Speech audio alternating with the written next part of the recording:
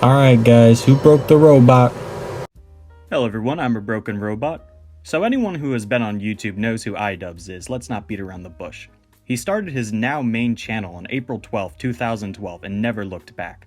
Today I'm going to talk about how I believe, as someone who used to be a fan of Ian, that Idubbz switched up on his fanbase in a last-ditch attempt to save his career. And all it's done is alienated the people who brought him his fame in the first place and made him look like a sellout. Just a quick disclaimer, this video is only going to briefly discuss the OnlyFans and Froggy Fresh controversy from the perspective that it strained Ian's relationship with his fans. I don't really feel strongly in one direction or the other on both issues, but through the memes and podcasts, myself and others online have started to realize how Ian has basically used the last 3 years of his YouTube career to try and trick the internet into seeing him not as an edgelord that strips naked and swears for comedy, but as a professional content creator and a boxer, while at the same time promoting against the content he used to make in the past, despite it being what gave him his fame in the first place. Anyways, let's just get right into this by going over how we got here in the first place. Idubbz started like everybody else, making Let's Plays and short-form commentary webcam videos, but by 2015 he had a large and loyal audience thanks to his various weekly series that helped create a loyal pool of returning viewers. Series like Bad Unboxings, Kickstarter Crap, and Idubbz Complains appealed to a growing number of young teens on YouTube's website around this time that were drawn to Idubbz's more edgy content that you wouldn't see anywhere on TV. Unlike the other big YouTubers of this era, Ian wasn't afraid to swear or make offensive or off-color jokes. This attracted him lots of fans in the early years of his career and helped him stand out among the crowd of other YouTubers, and this also allowed him to join forces with other edgy content creators. Thanks to the elaborate skit videos and collabs with beloved veteran YouTubers like Max Mofo and Anything for Views, Ian's channel along with the latter exploded in popularity. Also, Idubbz's ties to the legendary skit YouTuber Filthy Frank also only helped his channel grow, both while Frank was still active on YouTube and when he mysteriously disappeared and returned as Joji. Besides his commentary and skit videos, nothing made Idubbz more popular than his now famous Content Cop series, where he made long-form, high-quality video essay-esque videos, with everything from short skits to PowerPoint-style data dumps to even traveling to a sewer to review pickles. These videos were hate letters to creators and genres of content on YouTube that Ian felt either didn't deserve its popularity or were nothing more than shilled garbage. An example of this is when Idubbz talked about something we've talked about here at Broken Robot. When Idubbz called out reaction content, he went after creator Jinx Reloaded and made a lot of points I did here in this video, only instead of them being directed at TikTok in general, this negativity was targeted towards one single creator with deadly effects. Idubbz quickly grew to have a reputation from 2015 to 2018 as YouTube's content cop and the one man you don't want to get in the way of, or risk your subscribers turning on you. Creators like Keemstar, Leafy is Here, and Ricegum all had significant viewership declines in the wake of Ian making these Content Cop videos. These more polished documentary-style videos would be a segue into his next YouTube endeavors down the line. By the time Idubbz had finished his 13-part Content Cop series, he would unofficially call it quits and would spend the next 3 months on hiatus from YouTube in general. While this would mark the beginning of the end for Idubbz as an S-tier YouTuber, with an account of nearly 5 million subscribers, I think it's safe to say that he was riding high at this point. While some diehard fans feared that Ian was done with YouTube now that Content Cop was over, eventually Bad Unboxings and Idubbz Complain videos returned. For the next several months, Ian had very little direction in his channel. While most of these videos fell under the old series of Idubbz Complains, these videos lacked connection or a uniform style, and while many of these videos were good and entertaining, it's a far cry from the documentary-style videos he was making just a few months earlier. On July 31st, 2019, Idubbz released the 52-minute bombshell that is now famously known as Full Force.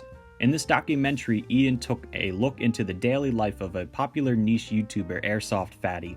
While this video has its technical difficulties during some of the filming and interviews, overall this entire video would get a 10 out of 10 from a robot like me.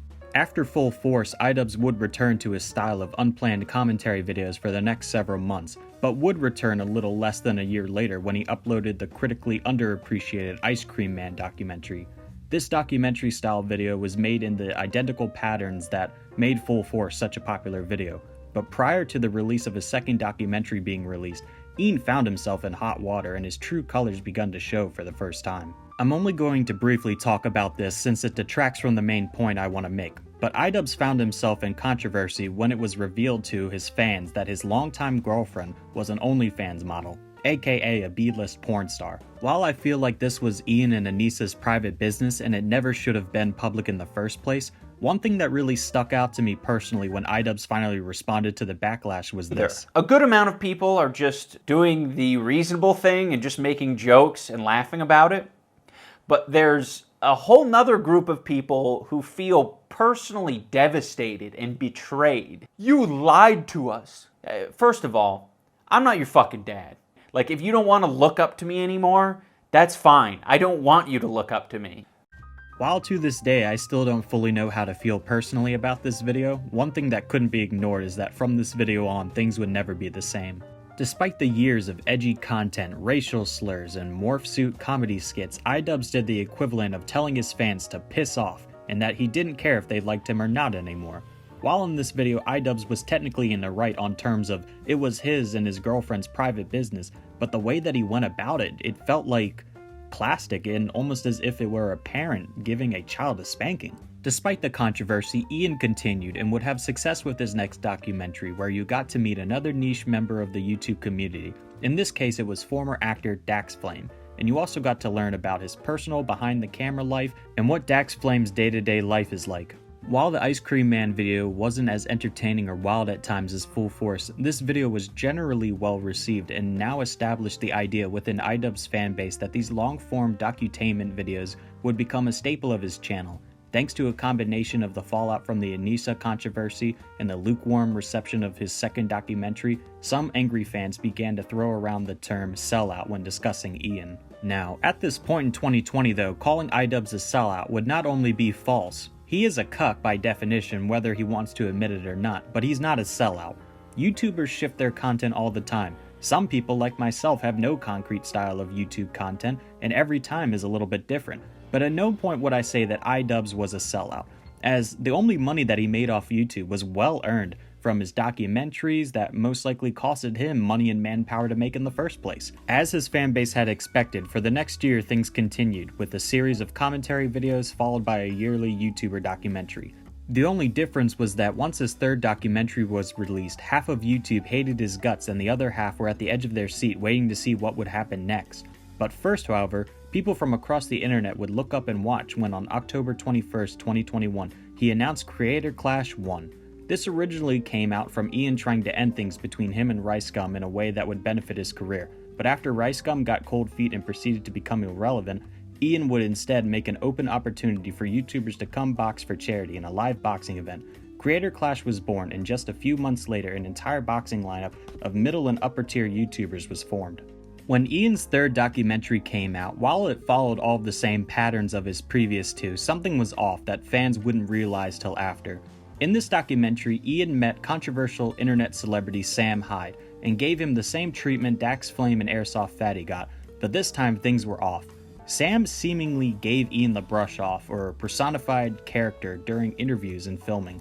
It also later came out in a mockumentary made by Hyde on Idubbz that he was using irony the entire time along with a fake office and a hired fake girlfriend, all just to mess with and cheat Ian out of the professional and proper documentary he thought he was going to get.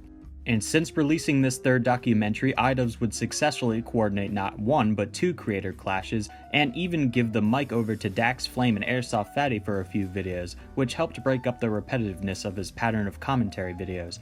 However, during Creator Clash 2, Ian would once again come into hot water for the second time when kicking Froggy Fresh, a YouTuber who was originally supposed to be in the lineup from the event. This came about when YouTuber Froggy Fresh was caught training with Sam Hyde for the boxing event. After being warned on numerous occasions by Ian to stop meeting with Hyde, whether we as fans or as fellow creators like it or not, it was totally within Ian's power as the coordinator of the event to remove someone from the lineup if it's within his legal power. And while the reaction from Ian showed his true colors and was cowardly, it was still within his full legal right to remove Froggy Fresh from the lineup, whether we want to argue against it or not. And finally, this brings me to the main point of this video. As much as I hate to say this, love him or hate him, Ian is a hypocrite. If the Ian today met the Ian from 5 years ago, I firmly believe that they would probably start trying to pummel each other to death. Ian built his entire internet persona, and possibly his real life persona, around the idea of being this if it has wings, let it fly kind of guy. This mentality helped us have such moments as sewer pickles, Ian harassing actual children, or even going as far as to say the hard R word on camera. In fact, the irony is that despite the modern Ian claiming to be a reformed Renaissance man that respects sex workers and supports all races and sexualities, I did not like the interactions that I had with fans. There were quite a few human beings that I interacted with that just sucked because I attracted a lot of people who sucked. Some people were very much like antisocial, weird, basement dwellers. You know, the one time a month that they come out of their cave and they run into me, their favorite YouTuber. And what would they say? What would they do? Things that I am certainly not going to repeat. but it's kind of hard to believe that when you still have clips like this floating around. Hello, can I get a Mick Gangbang? I don't care how many times Ian comes onto the H3H3 podcast and tries to claim that he's simply grown up. Ian, you were older than I am now when you were whacking yourself in the face with sex toys. Do not try to preach to your young audience of mostly young teenage boys about growing up. Remember when I mentioned that Ian's content changed and there was only minor pushback? Well, now a lot of longtime Idubbz fans aren't willing to sit back and let him get away with it anymore. Idubbz basically pulled up the ladder on edgy content on YouTube, and now thanks to a combined effort of other mainstream YouTubers and YouTube's already strict guidelines, it is almost impossible for edgy content, even irony, to make it onto YouTube. Now listen here, part of me understands what happened. Ian's friends all moved on and he's just trying to salvage some kind of career here on YouTube. Filthy Frank never even wanted to be a YouTuber in the first place. Max Mofo already had a pre-established YouTube channel, and his collabs with Ian were always more for fun, and as we can see by the No Effers podcast, him and Everything for Views have been doing just fine since the Content Cop era ended. And then there's poor little Ian. You're 30 years old and you've spent most of your adult life building a YouTube channel only to realize that your life's work and all of your effort has produced nothing but videos of a generic looking white guy goofing off with his pals in middle tier commentary and takes most people already had. So Ian attempted to bit by bit change his entire persona. First it was with the end of Content Cop, and then the breakup of the Filthy Frank squad. Then it's these high quality but self-indulgent documentaries, and then finally, when the girlfriend controversy started, it became clear that Ian was now a mainstream YouTube celebrity and that he no longer cared about his roots. He probably thought, I'll take all the subscribers, but I'll get rid of the edge, only to realize that's what made him special in the first place. I don't want to sound cynical here, but 14-year-old Broken Robot didn't watch War is Coming because of the deep philosophical themes and color work. No, I watched it because I wanted to see a bunch of grown men make fools of themselves, and that was the general consensus, and I guess Idubbz just didn't want to accept it. Idubbz decided that he was tired of being the court jester. By ending the Content Cop era, YouTube became more corporate and sanitized, and Ian capitalized on it by calling out creators who were doing the same things that he was doing just a few years earlier. YouTubers like Quite, Dumbzy, and others have all directly suffered because of Ian's tendency to use his platform to help others shun other creators. And while he claims that he may be promoting a more inclusive YouTube environment, in the reality he just doesn't want anybody else to use the exact same tactics that he was using. Not even that they would fly on YouTube nowadays in the first place.